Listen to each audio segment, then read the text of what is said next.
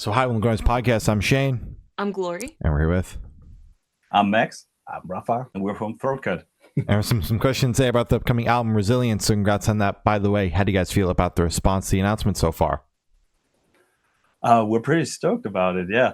I'm a little bit excited about the whole thing. It's the first album and stuff, but we're excited about it. Hell yeah. Well, Exactly, the album fucking rips. Oh, yeah, album fucks. Thank you very much. Yeah, of course, You're welcome. Hell yeah. So is there any meaning behind the album title or cover art? We're always trying to tell a story or a plot point about ourselves and our lives, our things we did, people we met.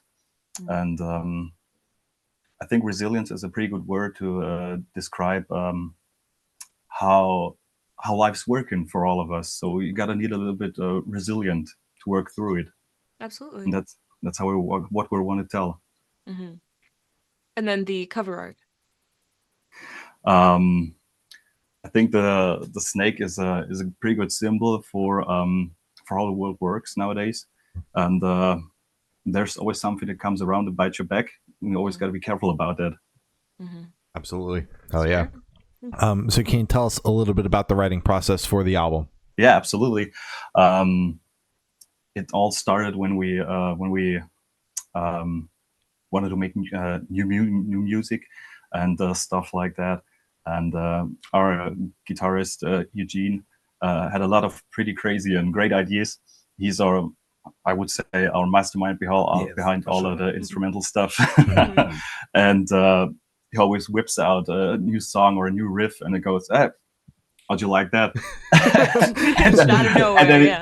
And then it keeps on rolling until the album's done. Yes.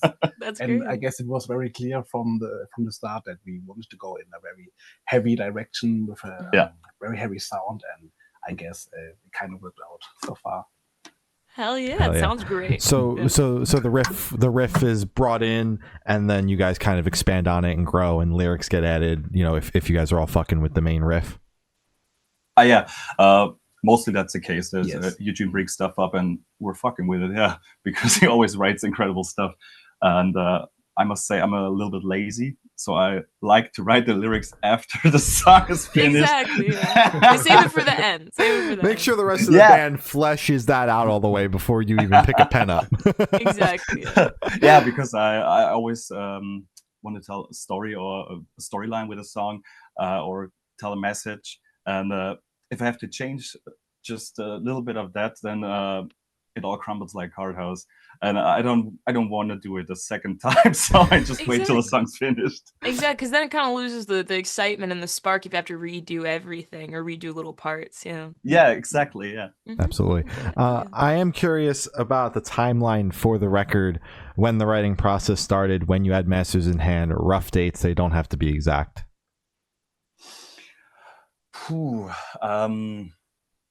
I remember correctly, the first song we wrote was about 3 years ago, roughly 3 years ago, and then we just added one song after another, and I think the album was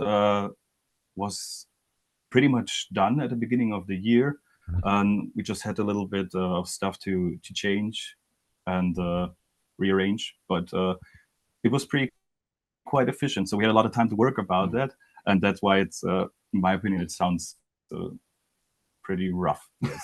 And the cool thing was that we were like completely unknown, so no one had any expectations, so we had like all the time to work on the songs till they were like on a point where we were like, okay, now it's cool to release the stuff.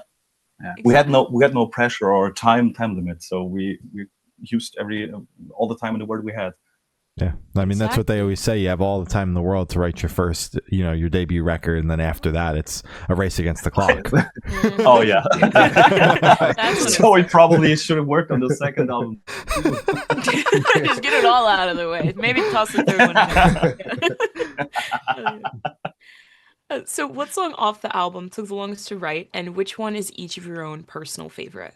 Personally, I would go with the song "Death and Rebirth," because it has such a different taste especially at the end of the song. Oh yeah. And the meaning is also very very good, nice topic, because it's like that there's so much pressure on yourself from other people, from society itself, and you have to make your way through all this stuff. And that's a very nice topic for myself. So I would go with Everywhere for sure. Mm-hmm. Yeah, I would say probably the song with the most work in it is a self-titled song, THROATCUT. It isn't unannounced yet, because there was a lot of change in there. We recorded the lyrics and the vocals probably 3 times, because I wasn't quite sure if it was it. And I think there was a sample part inside and stuff like that we switched out, and it took a long time till we all were good with the outcome. All right. And your personal favorite off the album? Oh, definitely Creep. There you go. Yeah. So how did the track list for the album come about? Did you guys write the opener be the opener, closer be the closer, shuffle around and see what fits? What was that process like? So I would say it's you try to arrange the song so it doesn't cut off somewhere in the middle, that it keeps track of the power and the emotions flow in a stream when you play the album. And I would say it's pretty good how it is. So you guys were just focused on the vibe and making sure that the ebb and flow was correct, that nothing was written to be in a specific spot. No. Gotcha. All right. That's fair. All right. And would you guys be able to tell us where your headspace is at while you're creating the record? I would say it's pretty chill and create a song for song.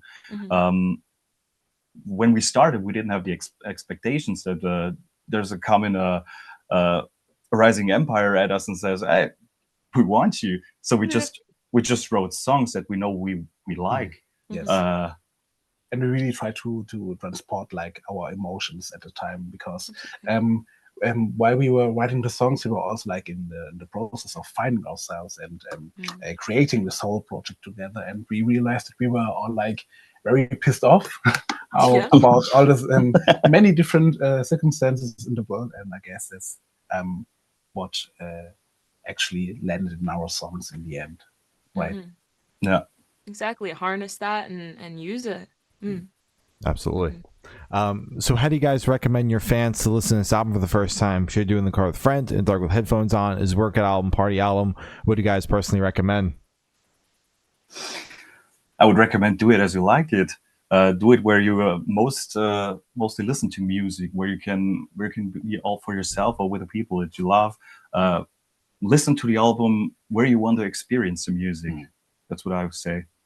Yeah, damn straight. Hell yeah. All right. And this one should be super, super quick off top of your heads. I want you guys to describe this album for new listeners in 3 words. 3 words each, 6 total, no more, no less. Okay. Raw. Okay. Good start. Heavy. Okay. Disgusting. Okay. Energetic. Ooh, okay. Emotional. Yeah. Good cap, yeah. And sick, I guess. Hell yeah! I like the back and forth. I love that. That was wonderful.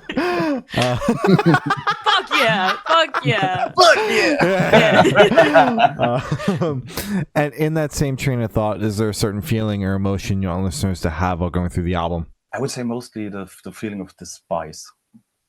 The despise of the whole situation that we're in, what's coming, what happened. Yeah. Just get fucking pissed off. Yeah, just fucking pissed off, and that's why I always have the stank face on the stage. So Hell yeah.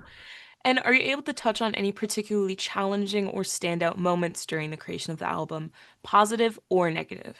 Well, for me personally, just like Rapha told, we were in the process of finding our new sound, and I was pretty bummed out that I couldn't bring the vocals that I wanted to bring. And when I first tried, the second time I tried, I wasn't wasn't so sure if it was the sound I would like to bring to that music, and that was pretty messed up for quite some time for me. But it all worked out in the end. I just tried, kept on trying, and now I'm happy. Damn straight. Yeah. Hell yeah. What about you, Rapha? Anything in particular that stands out? I guess what stands out for me was like the point when we came to the decision what songs we want to release in the end, because it's every song is different, and we were like, do we want to go into a certain direction, or do we want to present everything we have to the people so that they can like get all the aspects of our music? And there was a very long discussion that we had. Oh, and in the end, we were like, okay, let's release everything and go with all of the songs. Yes. Yeah. All right. Hell yeah. So for this question, I want you guys to picture you're on tour, you're at a gas station for a rest stop. What is your snack of choice? Of course, a white monster. Right. And maybe a pretzel. Ooh, a pretzel. With Hell yeah. butter, yeah. Oh, yeah. Oh, so soft pretzel. Yeah, soft pretzel, yeah. Mm-hmm. I would go with chocolate and tea. Yes. Ooh, solid. Yeah, solid. And on the topic of food, if the band was a dish, what dish would the band be and why? Oh, wow. I really like food, but I never thought about that. Yeah, now it's both of them. Yeah. Well, maybe a nice spicy pizza or something like that. Uh-huh. I would said something spicy too, but I would either go a curry where you put on all the leftover vegetables in the fridge, because there's so much going on in. Yeah. Yeah. Yeah. All right. Yeah, lock it in. Lock it in. And for the last couple of questions, we're going to shift completely away from music and go straight to death row. Boom. So if you're on death row, what would your last meal be with a drink? A chili cheeseburger from Burger King and a Sprite. Solid. Oh, it's pretty sad now I think about it. You can always take it back if you think of anything better. Nah, lock it in. All right. Yeah, all right. Okay, and I would go with some hot drinks and Diet Coke. Yes. Solid. Yeah. Solid. The boy got taste. And if you could live in one fictional world for a week, where would you live? To be honest, I really, really loved the world of Mary Poppins back then when I was a child. So maybe 1 week in that world, yes, I would go with that. Yeah. That is wonderful. I love that. I love that a lot.